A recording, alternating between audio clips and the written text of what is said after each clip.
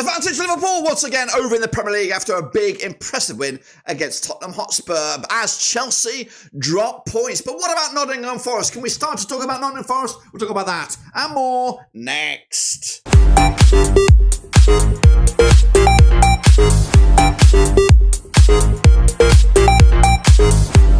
That's right, folks. Back once again in a prediction video today. It's all about match number 18. That's right. As we get closer, in fact, breaking the halfway mark. We're breaking into the halfway mark of the season. All very, very close anyway. We'll get to that in a minute. Of course, if you're new where you've been, smash your subscribe button. You want to stop shop for Premier League, Blackburn Rovers, World Football. We're going to all here under one rooski. Nottingham Forest are 3 points clear of Bournemouth in the race for top 4 with Villa, Man City, Newcastle, United, Spurs nowhere near getting back into the top 4. Can they maintain that push? We'll take a look at all of it in a second. Big shout out to the members, you know who you are, and a big shout out to the patrons, you know who you are. But what we're going to do now, though, is revisit this past weekend's games and look forward to Boxing Day drama over in the Premier League. All right then, folks, let's turn the clock back to this past weekend and take a little look at what went on, including Man City. What's going on, man? We all love it. We all deep down love it. Well, not deep down. We all just bloody love it. 2-1 loss to Aston Villa. I went with a 2-2. I gave them a little chance. I didn't think they would win it because Villa are good. Meanwhile, Brentford, what's gone? You know, that was if there was a banker, it was going to be Brentford's win over Forest because their home form is incredible. But Nottingham Forest, bloody, they're on something else. Check their piss. Check their piss, man. They're on fire. 2-0 win for Forest, and their race for Champions League is on. They could actually be 1 point off second with a win and everything else going their way very, very soon. Meanwhile, Ipswich, oh, goodness gracious me, what did I get? My picks here are terrible. 4-0 loss to Newcastle. West Ham did draw with Brighton. I went with a 2-0 win. Arsenal did turn over Palace 5-1 in the end. Jesus on fire this past week. Everton with a solid point against Chelsea. Fulham also with a point against Southampton, so a good point for the Saints. Leicester got turned over by Wolves and their new coach 3-0 in the end. Look at Manchester United. I sort of laugh at that one. 3-0 loss to Bournemouth. But what a game at Spurs. 6-3 in the end for Liverpool, who are 5-1 up at one stage. You know, you guys, you're not entertained. That's what Ange says. I'm a big fan of Ange, and long may it continue, because he just does shit differently. Anyway, Liverpool are top of the charts with 39 points. They're 4 points clear over Chelsea with the game in hand. Arsenal are back into the mixer for at least second spot. Just 2 points adrift of Chelsea, and Forest can go into third with a win and everything else going their way. Meanwhile, going down, the Saints with that crucial point for them, potentially. Ipswich, of course, took a loss, and Wolves with a massive, important win. Another win could see them get out of the bottom 3. We'll take a look at all that in a minute. Meanwhile, take a look at the Super Brew. Not really able to look at it because I did absolutely shit. Summer 2018, though, did okay with 11 points. Nacho with 10, as did BRFC 17, Blind Squirrel, Hoppany Hong, Shepherd, Yafa VMP, and Teyabi also getting 10. I am probably down here.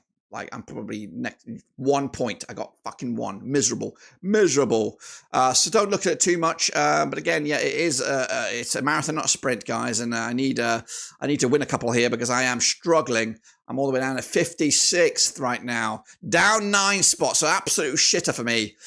Big wins for Shepherd, though. Up 9 spots. Summer 2018 up 10 with that one. As for the top, it's pretty much as you were. Drew Marley on the coattails of Barcelona Easter.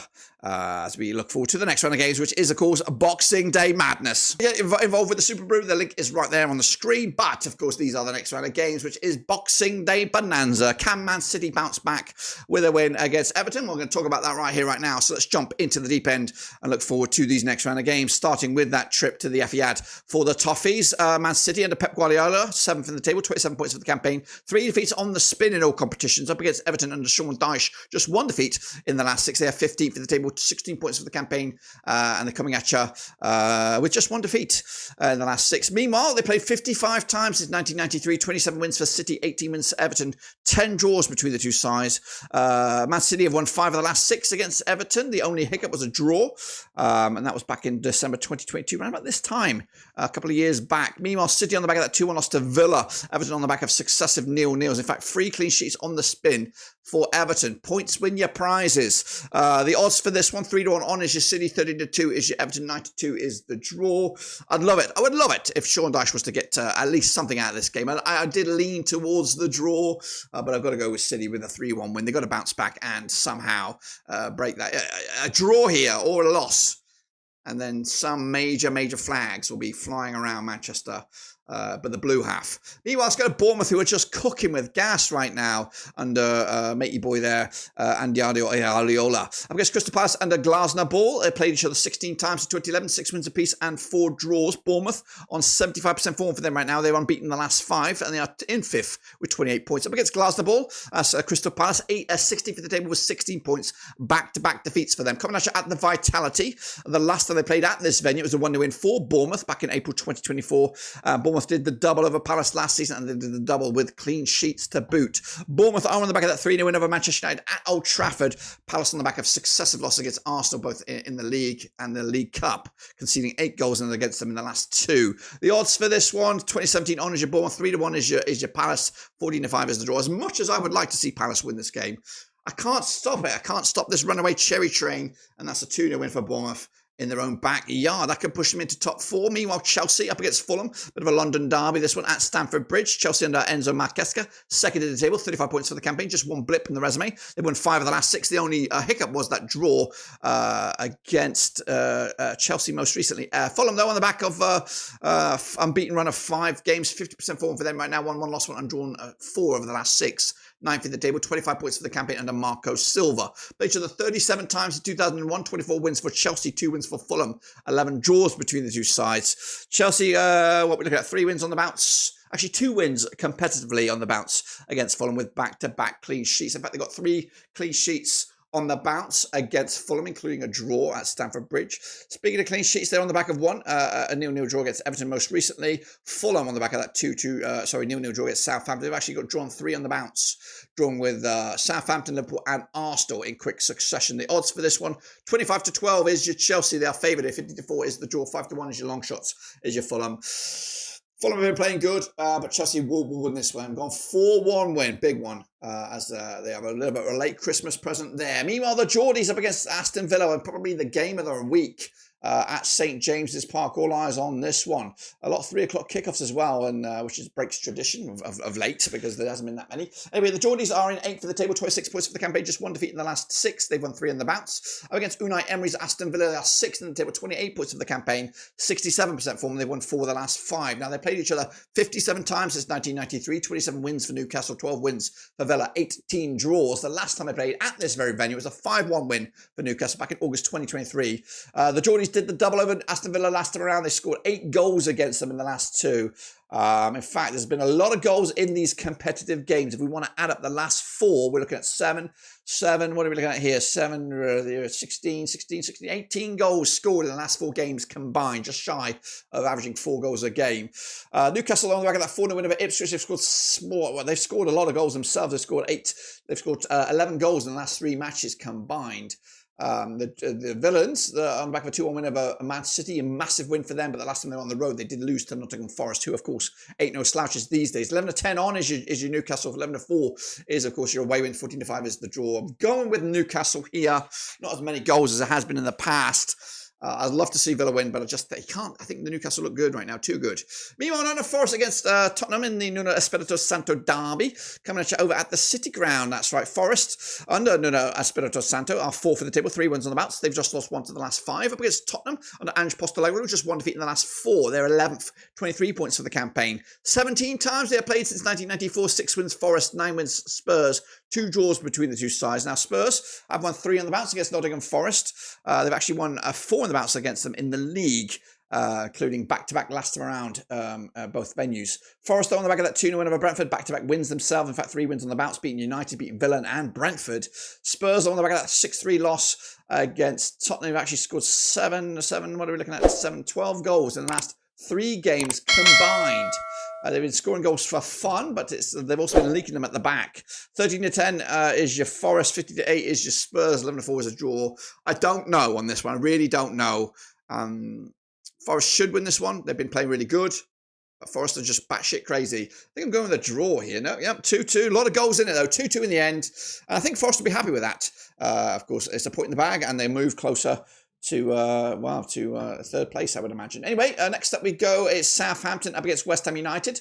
Southampton they've got new coach Ivan Juric, former Roma coach. The Croatian takes over for the first time under Southampton, who are winless in at least the last 7 matches. Picked up a couple of draws in the last 6, including the last match. They're 6 points, 20th in the table, up against West Ham under Julien Lopetegui, who are 14th in the table, 20 points for the campaign, unbeaten in the last 3. Now, they played each other 46 times, these two clubs, since 1993. 14 wins Southampton, 20 wins West Ham. 12 draws between the two sides. Now, the last time I played at this venue, it was a 1-1 draw.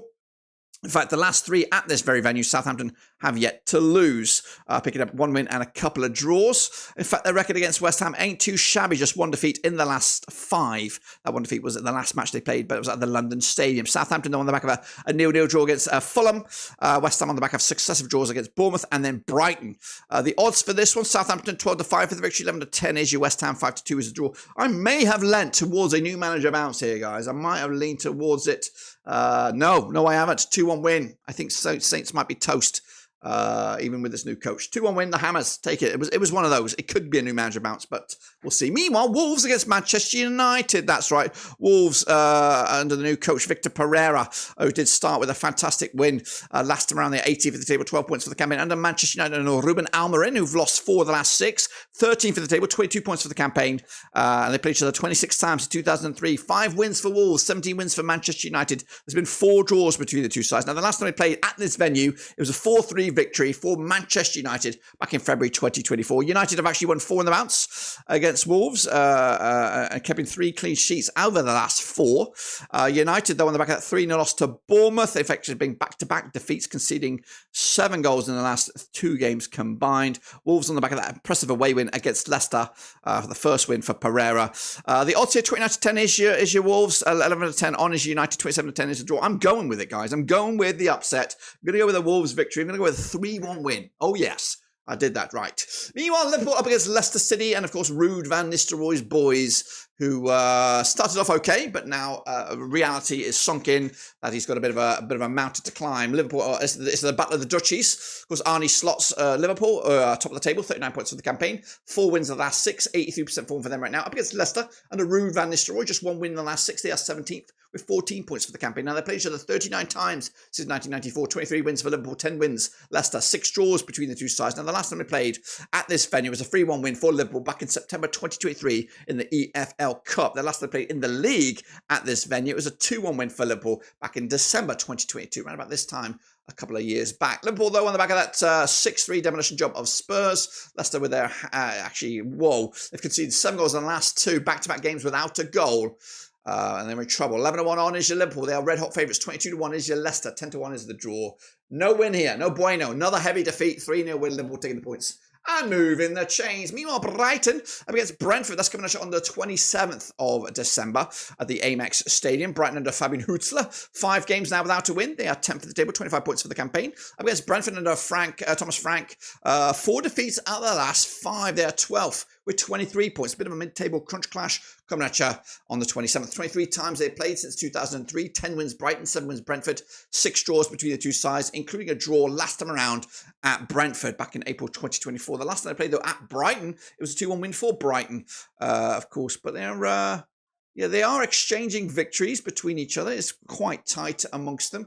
Brighton, though, on the back of that 1-1 draw against West Ham on the road. Their last home match was a loss against Crystal Palace.